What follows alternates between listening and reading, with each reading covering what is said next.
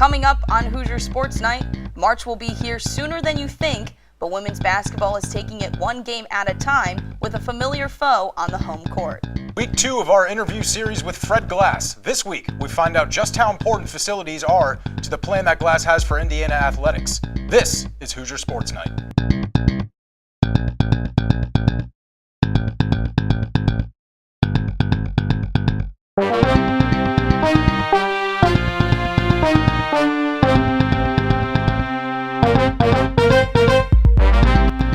Welcome to Hoosier Sports Night. Plenty of Hoosier happenings this week.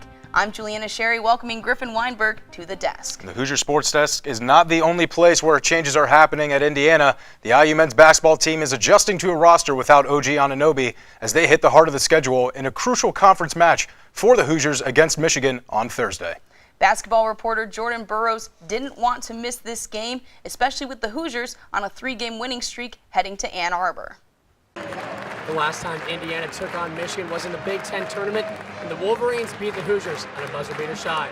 This time, Indiana travels to Chrysler Arena to get redemption. I'm Jordan Burroughs, standing in Chrysler Arena, where Indiana lost by a score of 90-60 to the Michigan Wolverines. The big takeaway from this game is points off turnovers. Michigan scored 37 points off Indiana's 16 turnovers.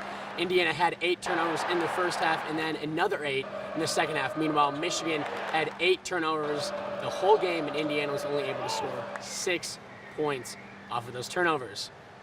Another big factor where Michigan won the game was because they shut down James Blackman Jr.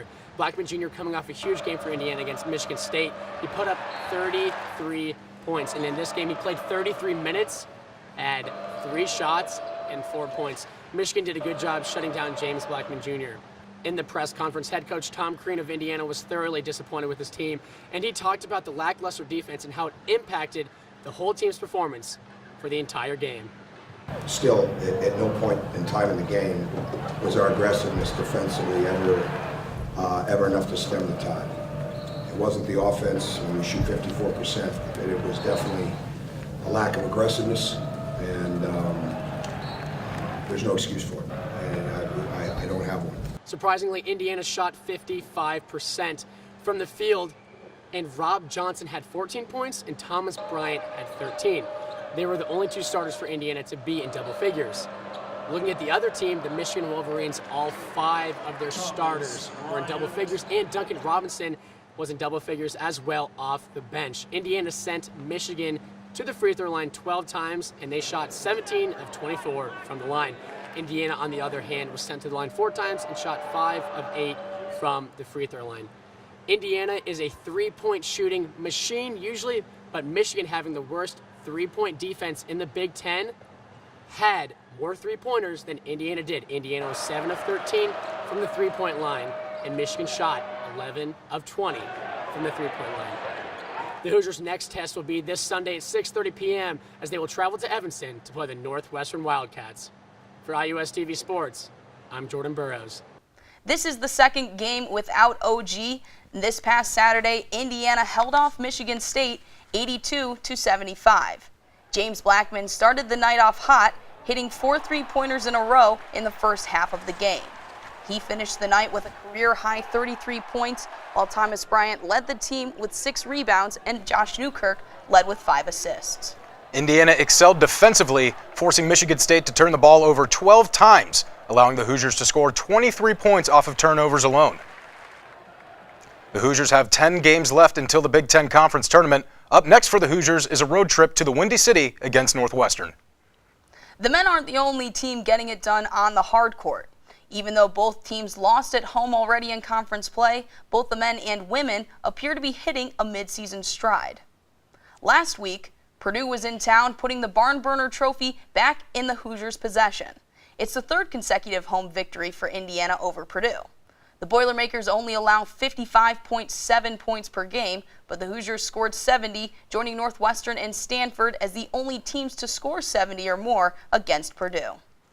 It took a strong fourth quarter as Indiana shot 75% from the field, outscoring the Boilermakers 24-14, but another test waited for the Hoosiers on Monday. Indiana had only lost 1 game at home this season going into the Penn State game, and with 2 trips out of state in the next week, they could not afford a loss at home. Basketball reporter Lydia Knoll was in Simon Scott Assembly Hall for the game. Indiana already played Penn State earlier this season, an 89 to 70 point victory for the Cream and Crimson in State College. On Monday, the final score was a lot closer, but the victor remained the same. Tyra Buss led the team with 21 points, the 9th time that she's scored more than 20 this season. Alexis Gassion had 12 points, 7 assists, 5 rebounds, 2 blocks, and 2 steals. The Hoosiers went 28 of 32 from the free stripe, including 22 of 24 in the fourth quarter. Amanda Cahill, Alexis Gassion, Carly McBride, and Kim Royster all made 100% of their free throws. Amanda Cahill also led the team with 11 rebounds, recording her 8th double-double of this season. Penn State's poor field goal percentage at 36% cost them the game. Penn State did have 7 steals, but barely out-rebounded the Hoosiers. With this win, the Hoosiers have beaten Penn State 4 times in a row for the first time in the history of the program. For IUS TV Sports, I'm Lydia Knoll. Thank you, Lydia. The team will hit the road to face Wisconsin this Sunday and then Michigan State on Thursday. The women's tennis team set the tone of their season this past Saturday, taking on 2 tough opponents, Western Michigan and Butler. IU's #1 doubles team, Madison Apple and Kim Schmitter, rallied back and forth against Western Michigan before pulling out a close victory of 7 sets to 6 and then defeating Butler 6 sets to 1.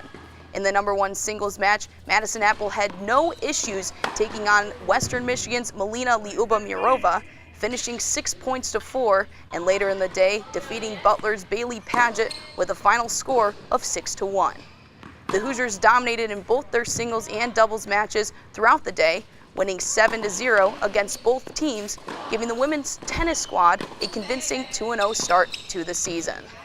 Last year, Indiana hosted 1 conference championship in field hockey, but Juliana, this year the Hoosiers are set to host 3 in baseball, water polo, and wrestling. That's right, Griffin. Bart Kaufman Field, the Councilman Billingsley Aquatic Center, and the Simon Scott Assembly Hall will be the homes for 2 Big Ten tournaments and 1 CWPA championship. This is the first time since 2010 that a Big Ten school will host the conference baseball tournament. Bart Kaufman Field has been a host of college baseball regional tourneys, but not the Big Ten tournament. The 8-team field will compete May 24th to the 28th in the 2,500-seat stadium. The Councilman Billingsley Aquatic Center last hosted the water polo CWPA championships in 2006 and 2009. They also hosted the national championship in 2000 and in 2002.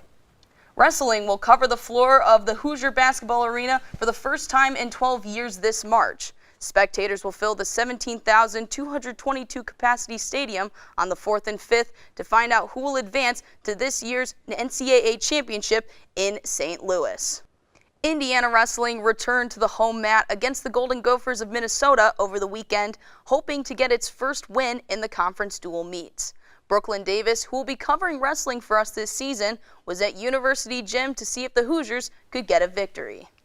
In this match last year, Indiana needed a late surge to beat Minnesota 19-18, ending a 47-year drought to the Golden Gophers, but they were not able to start a streak of their own as they fell on Sunday 28-9. 3 tech balls and a major decision kept the match out of reach for Indiana. Down 22-0, the Hoosiers did not win until Chris Perez took the mat. Perez at the 149 class improves to 3-0 in conference with a 4-2 decision over Carson Brosma. Devin Skatska, ranked number 17 in the 174 weight class, gets his first conference dual win, scoring 2 of his 11 points on this takedown of Chris Barr. The redshirt freshman has a 19-6 record on the season. Nate Jackson ended the meet with a 10-4 decision. It's the 94th career victory for the senior. With the win, Jackson, ranked number 6 in the 184 weight class, also remains undefeated in the Big Ten. This weekend, the Hoosiers look to end a 5-meet losing streak to the Wildcats of Northwestern. Indiana will be in Evanston for an 8 o'clock start Friday night. For IUS TV Sports, I'm Brooklyn Davis. Thanks, Brooklyn. In that meet on Friday, one matchup to keep an eye on is Nate Jackson against Mitch Sliga.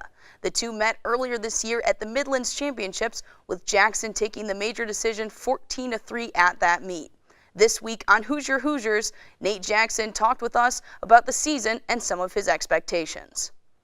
Well, coming in, I've always been very confident in my own ability, so I want to be a national champion and, you know, have all the success in the world. But I was met with a lot of adversity early on, and I was like, you know, maybe thinking maybe those goals were too high. But, you know, it's been a long journey, and time again, I keep being more and more inspired and motivated and reassured that those goals are attainable. So, yeah, I mean, Big Ten wrestling is tough. NCAA wrestling is tough at every level.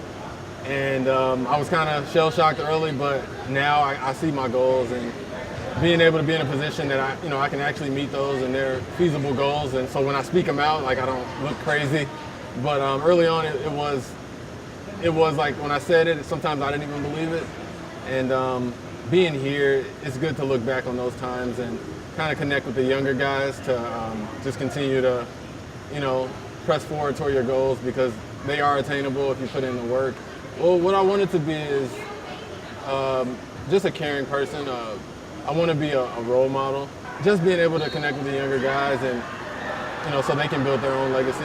It gives me pleasure, and you know, I'm going to be into coaching next year at a D1 wrestling university. I'm not exactly sure where, but you know, I might stay here. I feel like it's great to be able to find your calling in life, and I feel like that really leading young men, in my case, to, you know, their own goals and life aspirations outside of wrestling.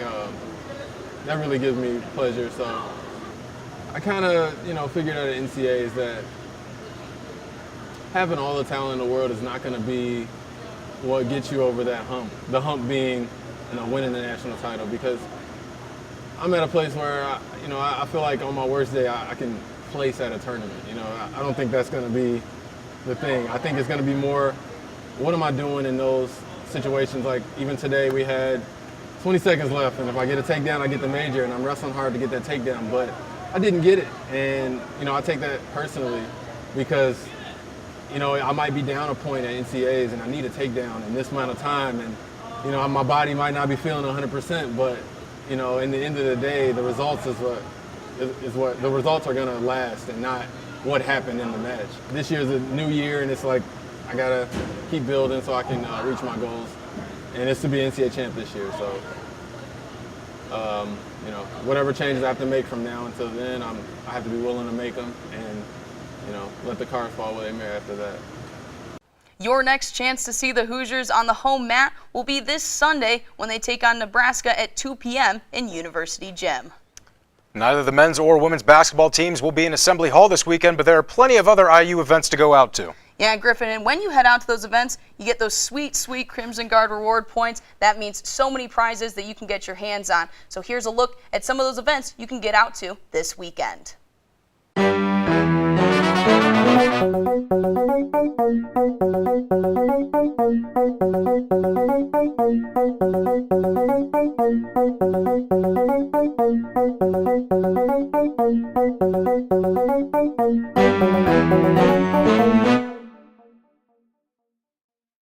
Coach Tom Allen and his staff are preparing for National Signing Day on February 1st, just less than 1 week away. Our football reporter Drew Martin will be on site to bring you all of the Big Ten commitments from the day. We get a look at the future Hoosiers, some of whom might come in handy for a football season that has the toughest opponents coming to Bloomington this fall. The schedule consists of 6 home games, and we'll start with an unusual Thursday night conference matchup against the Ohio State Buckeyes. Indiana last started the year against a Big Ten opponent in 1982, a 30-0 win versus Northwestern. One of the storylines from this matchup, former head coach Kevin Wilson will be in the booth for the Buckeyes. Florida International returns to Bloomington this fall, but Georgia Southern is a new team that Indiana has never faced. Big Ten powers Michigan and Wisconsin will make trips to the expanded Memorial Stadium before Purdue comes a-calling in the last regular season game. When you enter Memorial Stadium this fall, it's going to have a different look. Construction is already underway to enclose the south end zone, one of 4 projects Indiana athletics facilities to be completed by 2018. The Excellence Academy will enclose the south end zone at Memorial Stadium. The facility will include state-of-the-art nutrition, training, and medical facilities, as well as an expanded locker room on the west side of the stadium. Upgrading facilities is a huge initiative of the Fred Glass administration over Indiana athletics. Some of the completed projects include Cook Hall, renovations at Bart Kaufman Field, Andy Moore Field, as well as academic and athletic support centers at Memorial Stadium. In the second week of our interview series with Athletic Director Fred Glass, we want to share with you what Glass told us about the need to upgrade the facilities at Indiana and how it could help ring in a new era of success for 24 teams, one school. I think we've gotten a little behind on facilities. Talking about going back to the 70s, you know, it felt a little bit like Rip Van Winkle, you know, that you went to, you know, I was here from 77 to 81 and, you know, came back and there wasn't a whole lot different. So I like it when we're able to say, this is the best we've done, this is the first time we've done it since the 70s in the last 30 or 40 years, because I think that was the last real golden age of Indiana University athletics, probably the 70s and early 80s. And I think right now we're starting to do a lot of things that we were doing back then, and it's neat that it's across the board with all our sports. By our bicentennial, I think will poise us to take a backseat to nobody in terms of our facilities, and facilities matter. Unfortunately, in this environment, that's expensive. You know, it's a ever increasing cost on coaches' facilities and other things, and that's why we are trying to be aggressive in fundraising and identifying revenue streams, yet always making sure that we're self-sustaining financially, that we never are bleeding off any money from the university. I could go on and on with firsts or firsts in 40 years across the department, and that's what we want to do. You know, we really want to be part of a new golden age of Indiana University athletics. The next phase will focus on Armstrong Stadium, set for its first renovation since 2001, and a new gym for wrestling and volleyball to be built at 17th Street and Fee Lane, so they have a home close to campus. This is part of a 10-year, $250 million investment on facilities. In the final part of this series, we share with you how important the rights of student athletes are to Fred Glass, as well as how Indiana is setting an example for other schools to follow.